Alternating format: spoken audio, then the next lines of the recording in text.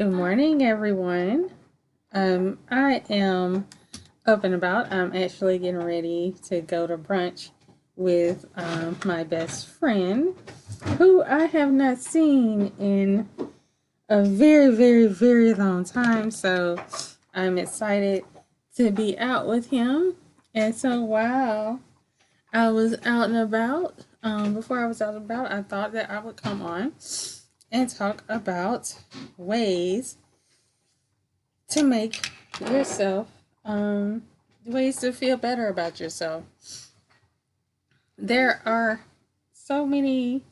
The alcohol, hold on, y'all, I'm talking to my daughter at the same time. Catherine, the alcohol is in this, the brown dresser in the living room. But anyway, you may hear some wrestling and some chewing. Those are my dogs. They're doing what dogs do. So I want to talk about ways to make yourself feel better. Um, from time to time, like everybody else, I have my moments, and I find myself not being able to move around as much as I would like or do the things that I enjoy doing because I feel down. And with that being said, thank you. With that being said, sometimes I just need to do something to make me feel better. And that can range from range from different things. One thing I love when I am down, and this sort of goes against like my healthy eating style, is I love, love, love, love, love, love, love, love to treat myself to some ice cream. For some reason, when I am not feeling my best, having just a little ice cream treat. Oh my gosh, that brow looks horrible. Having a little ice cream treat makes me feel so much better. So I need to clean this up because there's no way. So we're gonna start that completely over. I need to have a good, refreshing thing of ice cream. Another thing that I do is, and I thought, oh yeah, I take, and I have some great refreshing water. It's just something about having something fresh and cool that puts me in a really, really good mood when I am not feeling my best. Another thing that I absolutely love to do when I need to feel better is I go shopping. And I don't do any particular, well, I do a particular type of shopping, and that is thrift shopping. If you follow me on Instagram, then you know I am a hardcore thrift shopper. I like for my entire outfit that I wear to be either under $10 or around 11. And that's usually my cutoff. Now sometimes if it is something that I'm like, oh my goodness, I have to have this, then I will most definitely splurge on that. But that's something that I have done for years, and I actually used to do it when I lived back home, and I would do it with my sisters, and we would would compare who had the bigger deal, like who got the best deal. Where if it was a pair of name brand of shoes, or if it was um something something else, you always, like, it would be like a little competition between us about, yeah, you got this, but this is what I have. And I really, really enjoy that. It was something that we did all the time. And my sisters, they still thrift shop, and you know, and they'll call me. We'll call each other on Duo in our group chat, and we would talk about, look, this is what I got for this amount of money.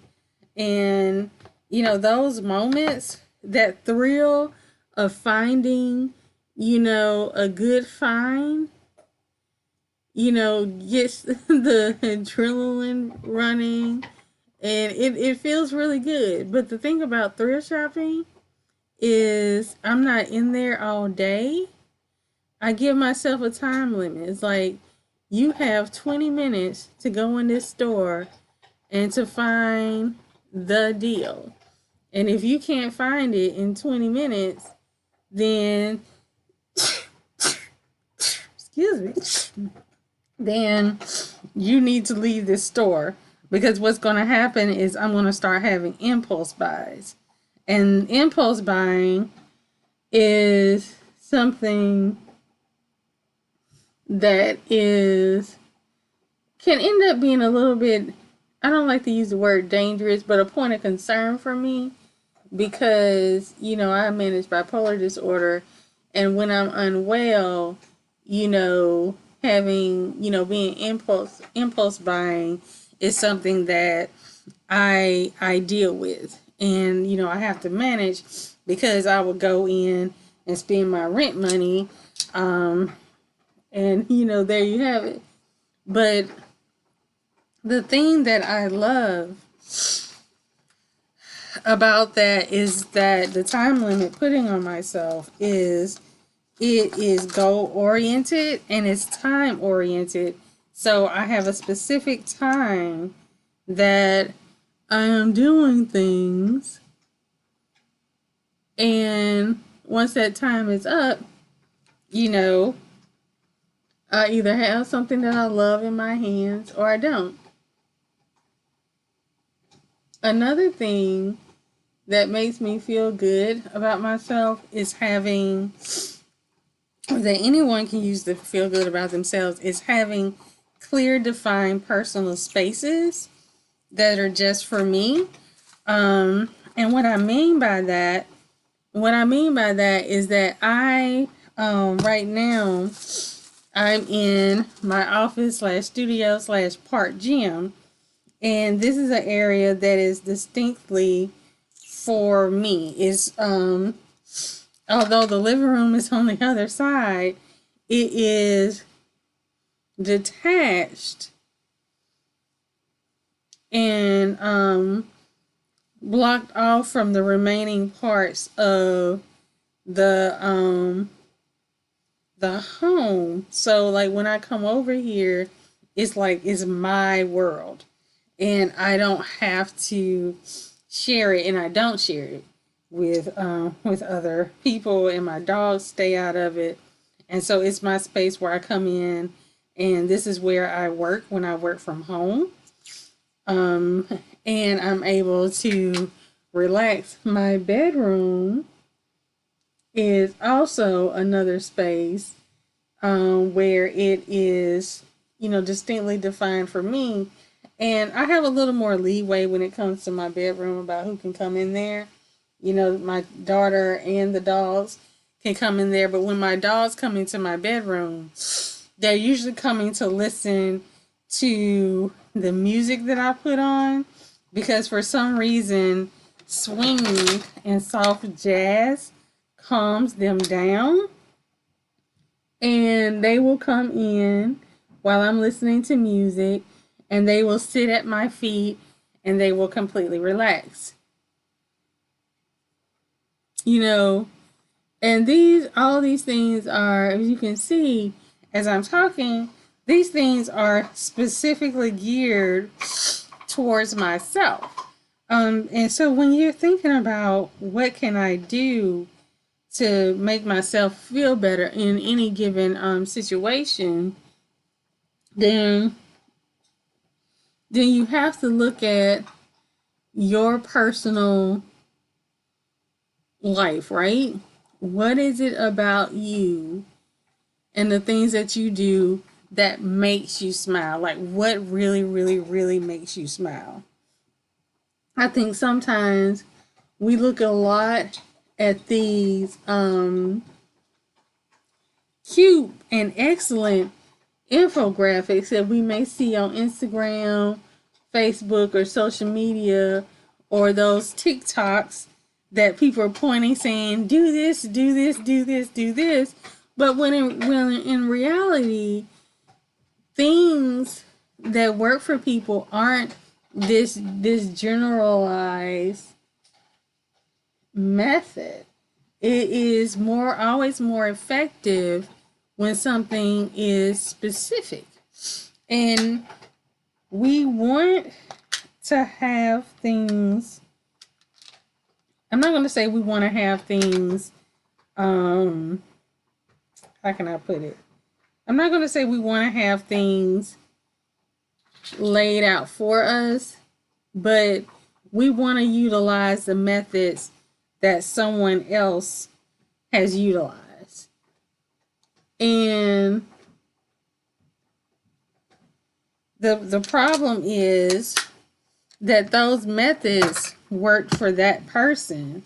And just because they work for that person, that doesn't mean that it's going to work for you. And we don't, we do live in the microwave society where we want everything to be instant, but instant don't fit everybody. And also, instant isn't how everybody got to where they are. I have been focusing on my mental wellness since 2010. That was my first hospitalization, but I was actually focusing on it well before then, because I was being treated for depression. But the thing that we all have to remember and realize is that, I can do some things now, but this has been an 11-year journey. And people will want to know, well, what is it that you did? And it's hard to say the specific things. Well, I can say the specific things that I did, and people will hear the specific things that I did, but they don't want to hear the time frame that it takes. Because when you're thinking about things that make you feel better and things that make you healthier, they're not overnight things. They're not things you can do for a week. There's things that, yes, it can help you feel better in that moment, but it's about developing a toolbox. It's developing a toolbox and an arsenal of things that you keep on your side, that you keep by your nightstand, that you have a physical list of, or a mental list of. These are my go-to things when I'm not feeling well.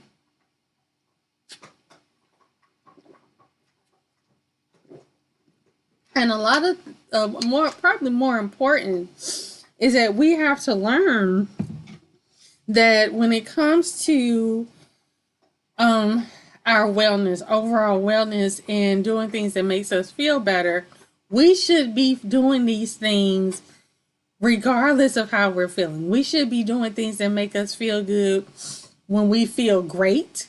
We should be doing things that makes us feel good when we're feeling bad. We should be doing things that make us feel good when we feel indifferent, when something's going on, when something's not going on. This should be a continuous pattern. So when life happens, because life is going to happen, and life is not going to stop happening, you're just still going with that pattern of doing what's best for you so you can feel good about yourself. And the one thing that I learned is that everybody ain't in that space. You know, people do different things to make themselves feel better. And the thing that I want to say is, if you're doing something to make yourself feel better, there's no need to criticize what someone else is doing to help themselves, especially if it's working for them. You know, we always tend to want to broadcast, you know, I'm doing XYZ, I'm doing XYZ, you should do XYZ too. You know, in particular, like, I know this group of people, they're a lovely group of people. And the thing that drew me away from them is they began to speak in terms of absolutes, whereas if their way of thought was the only way of thought that could be helpful for someone. And I would hear the conversations, if they only did this, they would be helped. And my thing is, there's multiple ways for people to receive help. There's not just one avenue. And so I'm always very cautious when people are presenting, this is the only avenue, or this is the main avenue for you to be well, for you to take care of yourself, for you to do things that are important to you, because that's not true. That's not true. Wellness, and you have to look at it from this perspective. When you think of wellness, there are so many things. There's emotional, physical, mental, financial, spiritual, emotional, so many different forms of wellness.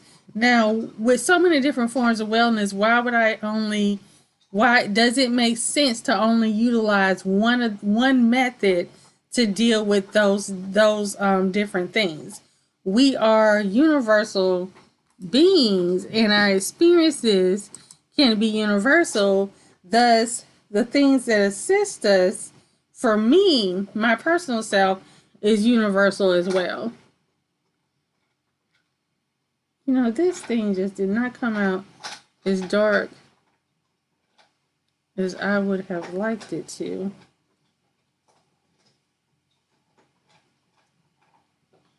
So, when you are asking,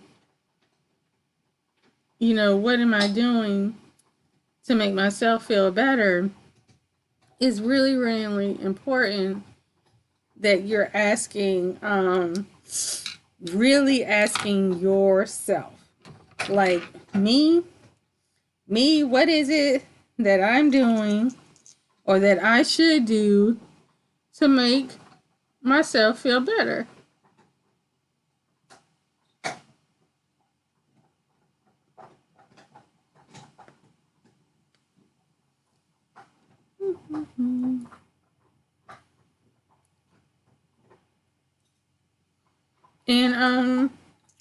And answer that. And does it, and you know, and ask yourself the question, does making yourself feel better automatically mean that you're following the quote that you found on Instagram or Pinterest? You know, what really makes you feel better? And you know that more than anyone. No one can really tell you what it is that is going to make you feel better, because at the end of the day, you are the person who is experiencing that. And give me a second, because things seem a little too dark for me. All right, I'm back.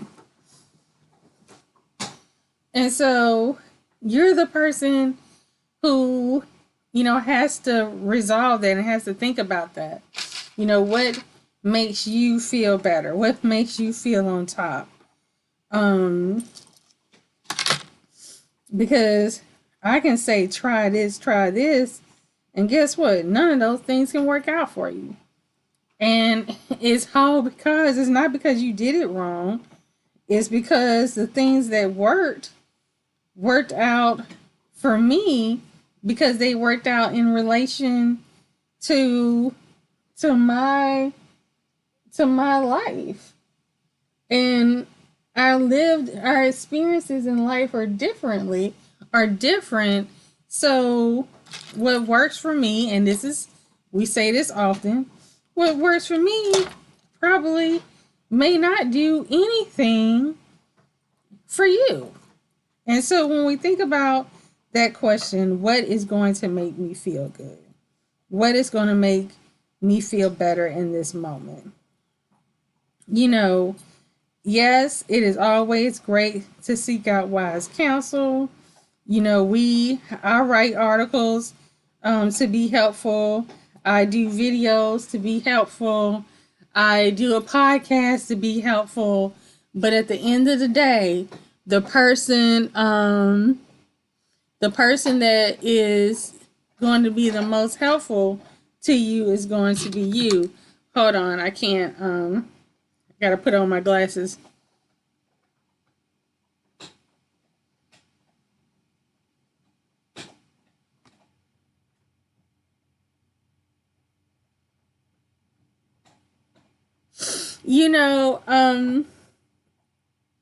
I don't want to mispronounce your name, but I went through a period where I had defined myself by my job. So I managed bipolar 1 disorder, and I was a therapist, and I was so happy I finally found my calling. This is what I was going to do. And then I became sick. At the time that I became sick, we didn't know that I had bipolar disorder.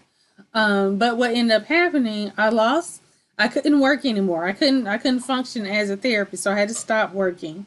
And my daughter, I was a mother. I still am a mother, but my daughter had to go live with her father. I couldn't take care of myself, so I had to move in with my sisters. So my identity that I had established myself as this therapist was all stripped from me.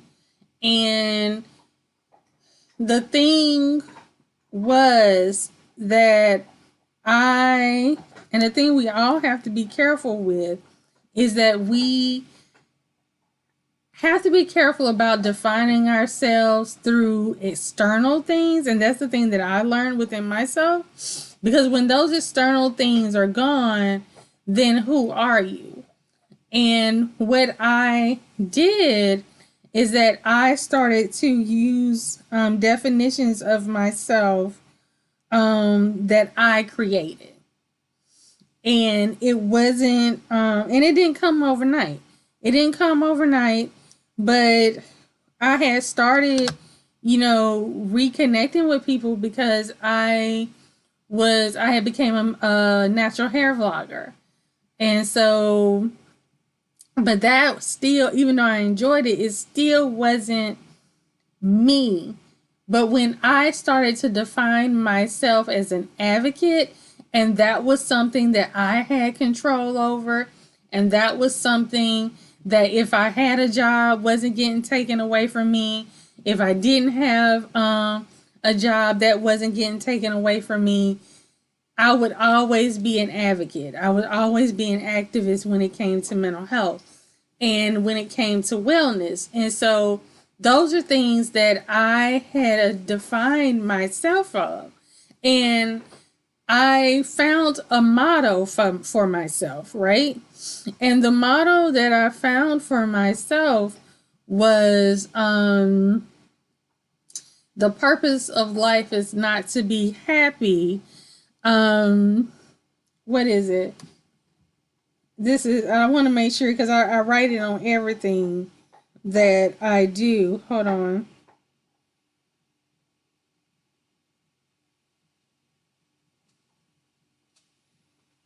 because it's Emerson who wrote it.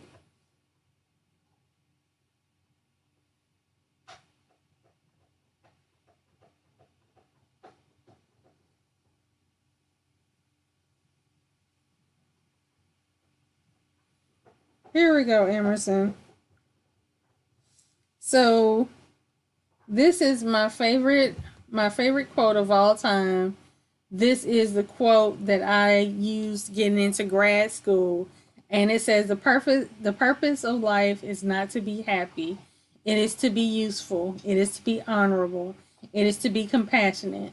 It is to have make some difference that you have lived and lived well.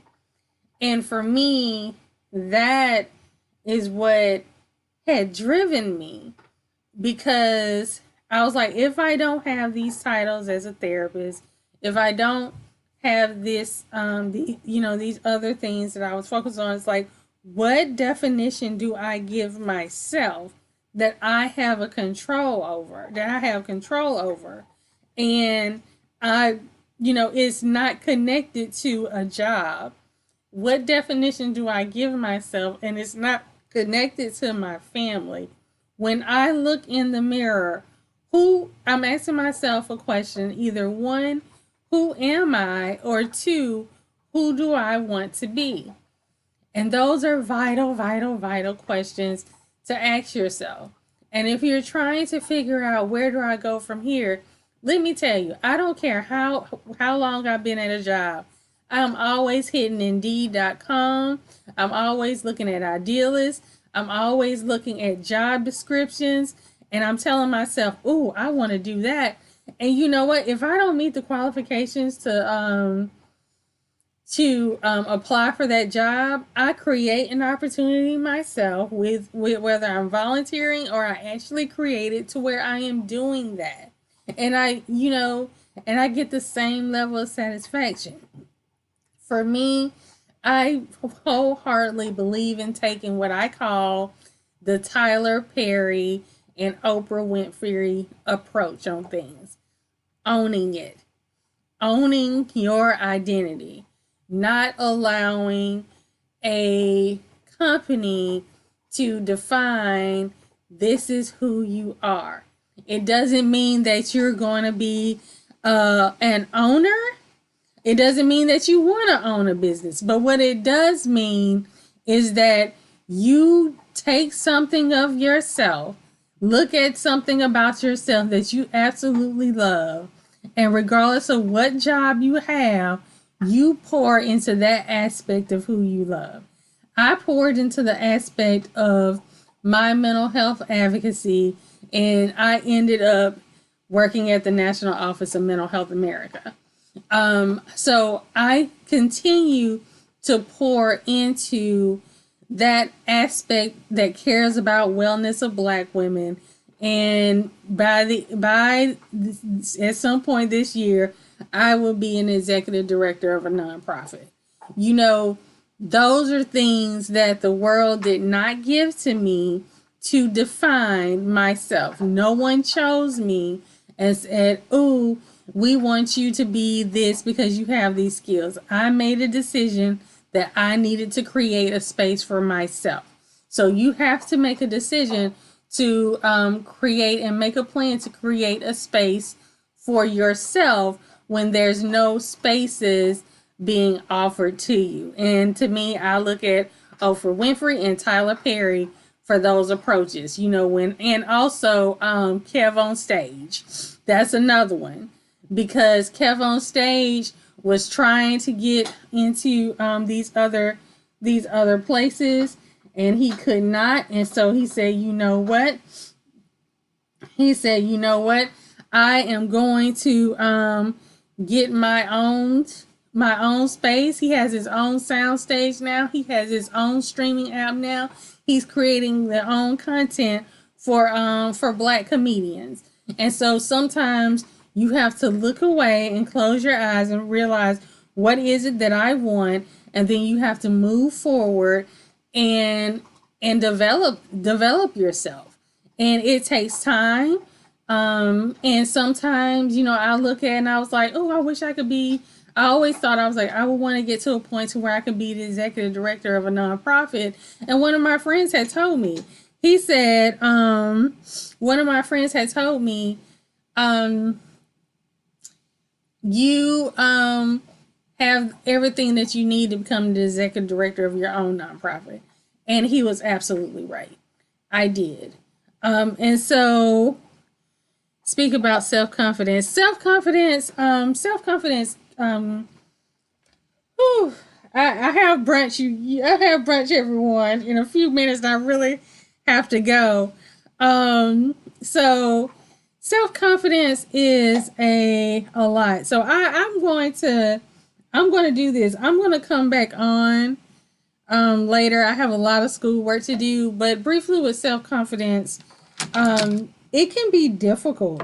This work that I do right now, the work that I do independently, can be difficult because you don't always feel supported. And when you don't always feel supported, it hits you in a way that that makes you doubt yourself and your ability, and can make you doubt your confidence. But the thing is, you have to look yourself in the mirror and look over your life. And I always like to tell people, look over your life. Your life will always give you the evidence that you need. Look over your life right now and find at least 2 things that you are good at and can't nobody tell you differently. For me, the 2 good things that I know that I am a beast at: 1, I can speak. I can speak, and no one can tell me that I am not a good speaker. The second thing is I am a powerful writer. When I write with my emotions, and I can be as raw as I possibly can be. And those are 2 things that no one can take away from you. So if you look at what's going on, if you look at the things previously in life, search for anything, whatever it is. Are you an organized person? Do you put things together well? One thing that I utilize is I like doing home projects.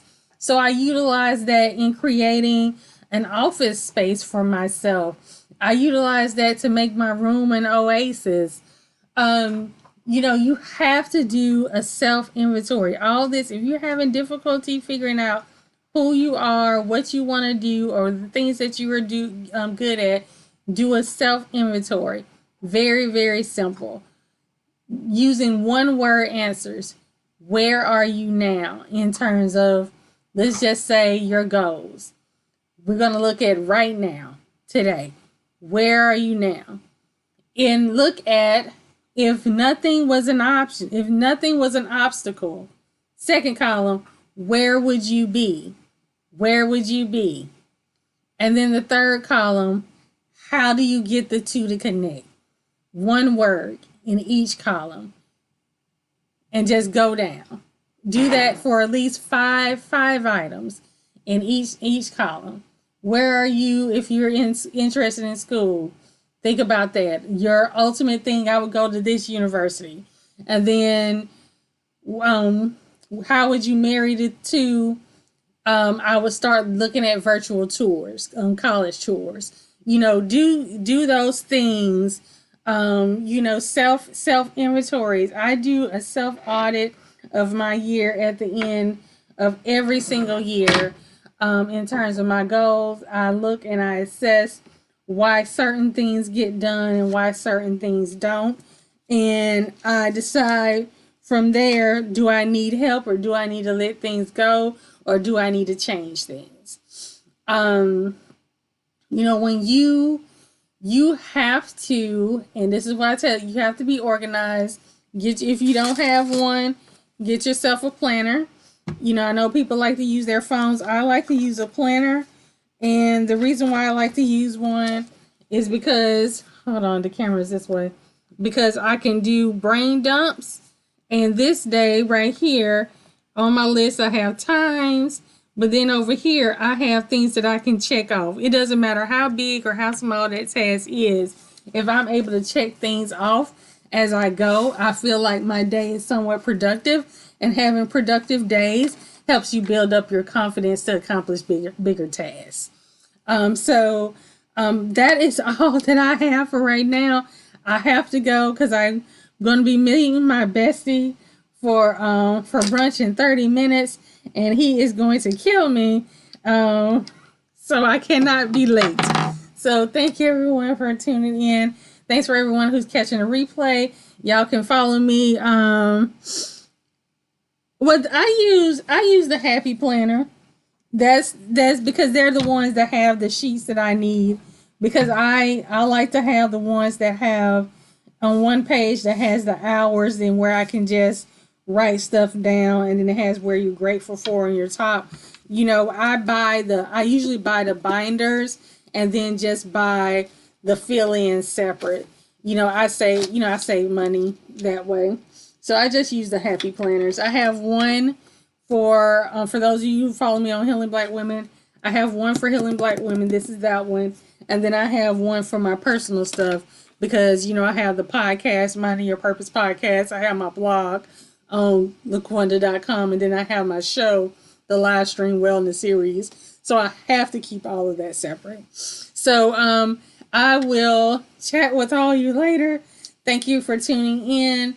And I will probably try to pop in more throughout the week. These are easier for me to do than to set up my camera and then put it in the editing system, you know, because all of my equipment is just right there and I just pull it out and hit the live stream. So these are easier for me to do. So you'll probably see me more often to just come in and chat with you all this way.